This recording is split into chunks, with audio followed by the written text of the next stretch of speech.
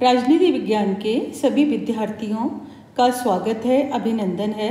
मैं doctor Shashi Verma, associate professor राजनीति विज्ञान विभाग, महारानी सुदर्शन कन्या महाविद्यालय, बीकानेर, राजस्थान। मैं आपके समक्ष बीए प्रथम वर्ष में पढ़ाए जाने वाले प्रश्न पत्रों पर चर्चा करने का प्रयास करने जा रही हूँ। बीए प्रथम वर्ष में 2 प्रश्न पत्र पढ़ाए जाते हैं राजनीति विज्ञान विषय के अंतर्गत। प्रथम है राजनीति विज्ञान के मूल आधार, द्वितीय है प्रतिनिधि भारतीय राजनीतिक विचारक। इस वीडियो में हम बीए प्रथम वर्ष के द्वितीय प्रश्न पत्र प्रतिनिधि भारतीय राजनीतिक विचारकों के विचारों का मंथन करेंगे। जैसा कि हम सबको विदित है कि भारत में सर्वप्रथम 24 अगस्त 1608 को अंग्रेजों का आगमन हुआ था, अर्थात वो भारत आए थे और उन्होंने 15 अगस्त 1947 तक भारत में राज्य किया, अर्थात 16वीं शताब्दी तक भारत में राजतंत्र था, राजाओं का राज्य था। भारत छोटी छोटी रियासतों में बटा हुआ था और राजा की इच्छा ही कानून होती थी। राजा के श्री मुख से निकले हुए शब्द ही कानून का रूप धारण कर लेते थे। ऐसी परिस्थितियों में कुछ राजनीतिक वैज्ञानिकों या शास्त्रियों ने राज व्यवस्था और राजाओं के बारे में अपने विचार प्रकट करने का साहस किया, जो कालांतर में हमारे संविधान निर्माण का आधार बने।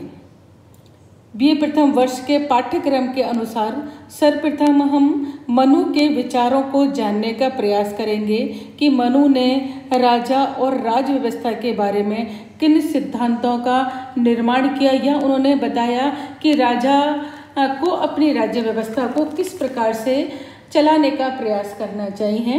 तो सबसे पहले हम मनु के बारे में जान लेते हैं कि मनु कौन है। मनु भारत के प्रमुख राजनीतिक विचारक व महान स्मृतिकार हैं। पौराणिक आख्यान के अनुसार मनु को मानव जाति का प्रथम जनक या प्रथम विधिवेता, यानी कि वो जिन्होंने कानून का निर्माण किया, वो ऐसे मानव थे। वे मानव जाति के आदि पुरुष थे। मनु का काल महाभारत युद्ध से 25 पीढ़ी पहले का माना जाता है।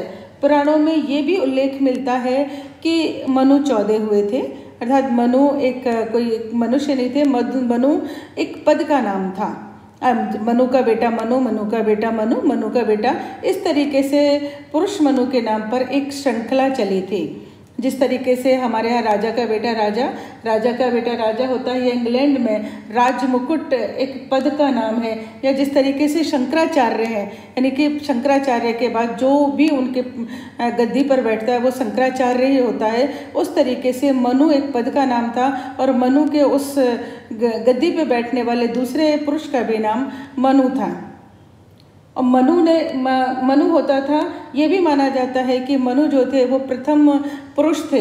जब सृष्टि का प्रलय हुआ, सारी सृष्टि नष्ट हो गई, तो मनु अपनी पत्नी के साथ नाव पर बैठे हुए बचे हुए थे।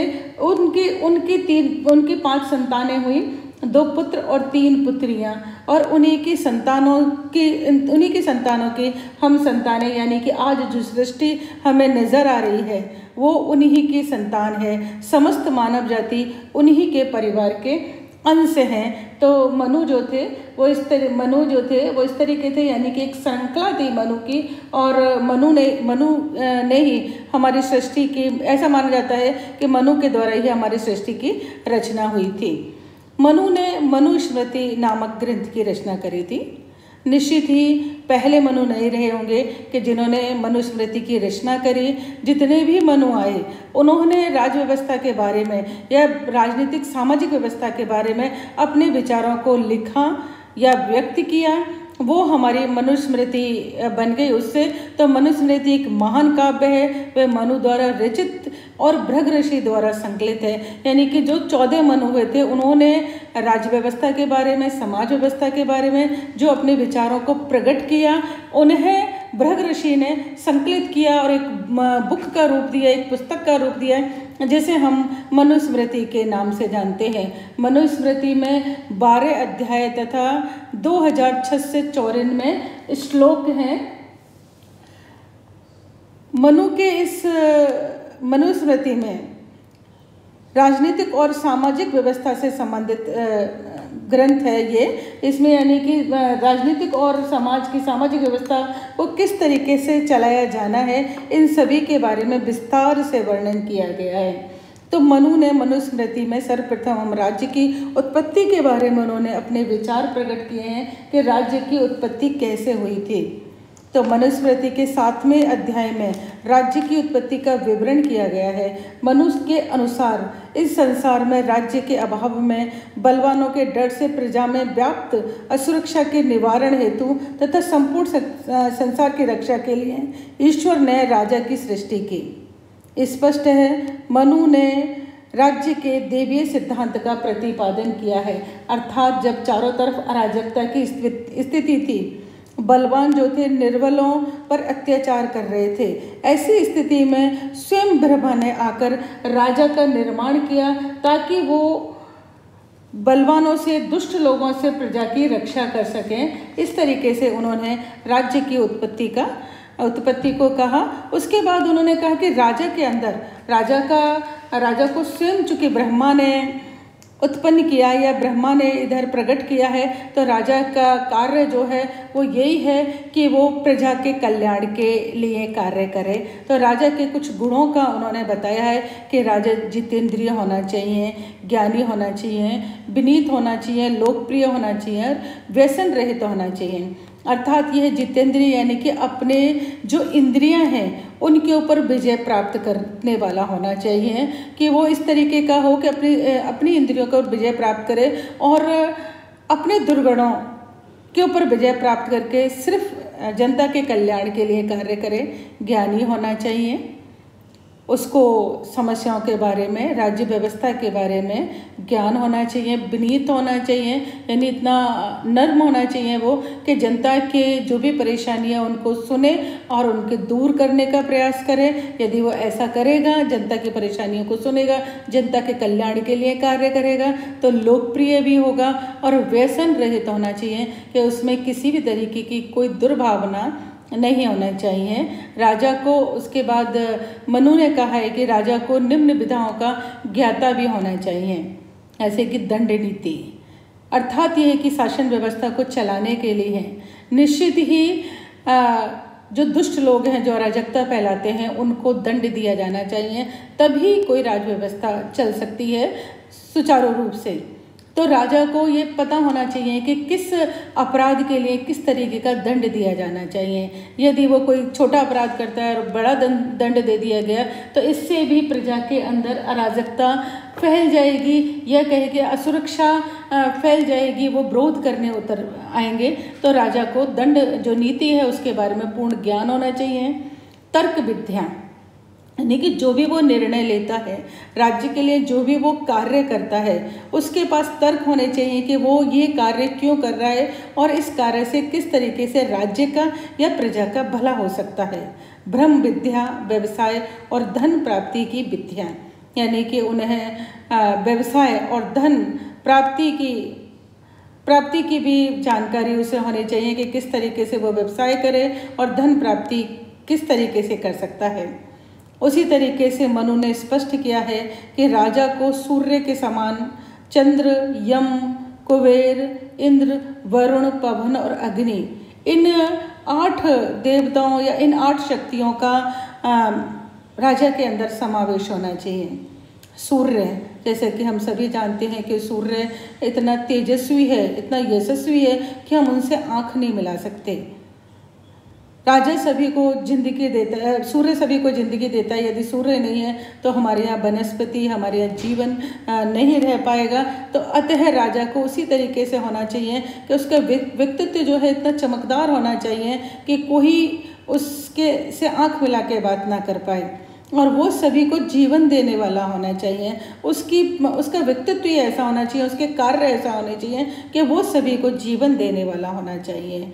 दूसरे जो गुण है वो है चंद्र। जैसे कि हम जानते हैं कि चंद्र शीतलता देते हैं, रोशनी देते हैं। तो चंद्रमा की तरह जो ज्ञानी लोग हैं, जो सज्जन लोग हैं, उनके लिए उसे चंद्र जैसा होना चाहिए कि वो उन लोगों को, बच्चों को, स्त्रियों को चंद्र के समान शीतलता प्रदान करें कि उनके आगमन से, उनके नाम से या उनके आने से चारों तरफ एक शांति और शीतलता का वातावरण पैदा हो जाए। यम, जैसा कि हम सभी जानते हैं कि यम जो होते हैं वो मृत्यु के देवता हैं। तो जो भी अन्यायी हैं, अत्याचारी हैं, उनको इस तरीके का दंड दे राजा कि वो उनकी मृत्यु तक उन्हें पहुंचा दे।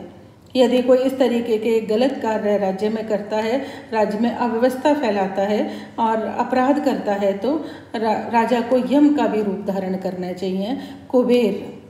कुबेर के पास जैसे धन का भंडार होता है, तो राजा को इस तरीके के नियम और कानूनों का ज्ञान होना चाहिए कि वो अपनी प्रजा से किस तरीके से कर के रूप में धन प्राप्त करे और उस धन को किस तरीके से प्रजा के लाभ के लिए लगा दे।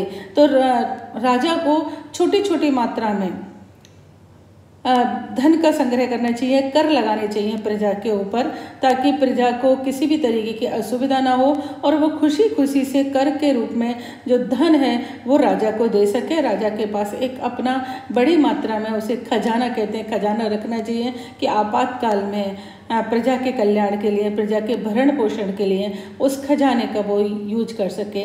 इंद्र, जैसा कि जानते हैं कि इंद्र वर्षा के देवता हैं। वर्षा अगर नहीं होगी तो जनजीवन नहीं होगा, वनस्पति नहीं होगी। अर्थात ये है कि राजा को इंद्र के समान ही ध्यान रखना चाहिए पूरे कि उसके यहाँ जो खेती हो रही है उसमें वो किस तरीके से उसका बढ़ सकती है। तो अर्थात ये कि इंद्र को पूरी जनता जो है, इंद्र जिस तरीके से वर्षा करके पूरी पृथ्वी को जलमग्न करते हैं और वनस्पति होती है और जनता का भरण पोषण होता है, तो उसी तरीके से राजा को इंद्र के समान व्यवहार करना चाहिए और जो भी उत्पादन हो रहा है उस उत्पादन को बढ़ाने का कार्य करना चाहिए। वरुण, पवन और अग्नि। वरुण देवता के समान है, वरुण देवता के समान ही राजा को व्यवहार करना चाहिए राजा को। और पवन, जैसे कि पवन यानी कि जीवनदायिनी होती है, सांस की होती है कि अगर हवा नहीं चलेगी तो हमें किसी भी तरीके से